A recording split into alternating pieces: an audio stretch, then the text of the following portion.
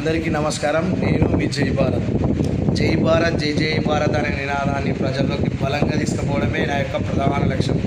దానికి అనుగుణంగా నేను చేస్తున్నటువంటి చిన్న చిన్న కార్యక్రమాలకు సపోర్ట్ చేసి మద్దతు తెలియజేస్తున్న మీ అందరికీ పేరు పేరున మరోసారి ధన్యవాదాలు. అయితే నిన్నటి రోజున మా కోడలి పెళ్లి జరిగింది.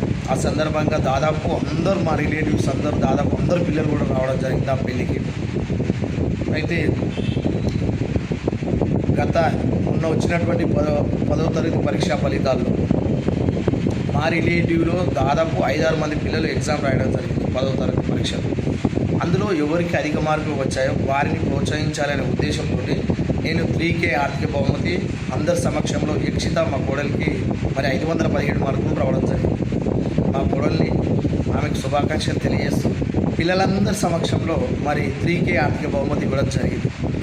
గత సంవత్సరం కూడా 2025వ సంవత్సరంలో కూడా మా రిలేటివ్లు అత్యధిక మార్కులు సాధించినటువంటి మా అన్న కూతురు ఆమె కూడా మనస్వి ఆమెకు కూడా మనము ఆర్థిక బహుమతి ఇవ్వడం జరిగింది.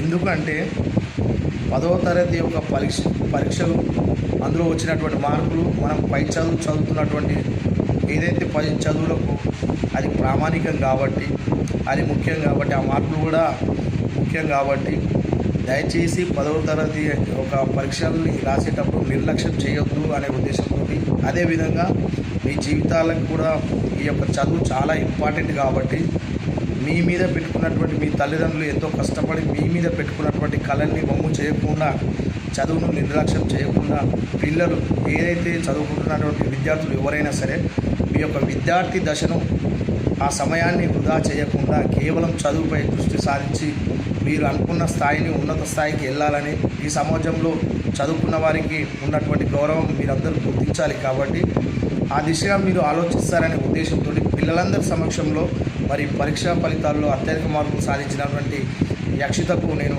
మా కోడలికి ఆర్థిక బహుమతి ఇవ్వడం జరిగింది. దయచేసి నేను ఒకటే చెప్తున్నా, విద్యార్థులు ఏదైతే ఉందో మీ యొక్క కళల్ని సాకారం చేసుకోండి.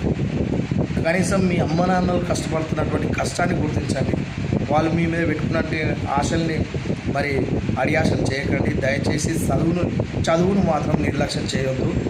ఎందుకంటే భవిష్యత్తులో మీకు ఎన్నో అవకాశాలు చదువు ద్వారానే వస్తాయి. కాబట్టి ఇప్పుడున్నటువంటి మీ యొక్క ఈ దశను ఏదైతే విద్యార్థి దశను నిర్లక్ష్యం చేయకుండా, అసమయాన్ని వృధా చేయకుండా దయచేసి చదువుపైన దృష్టి సాధించాలని కోరుకుంటూ ఇక నా వీడియో చివరనే ఇలా ఉండాల్సింది.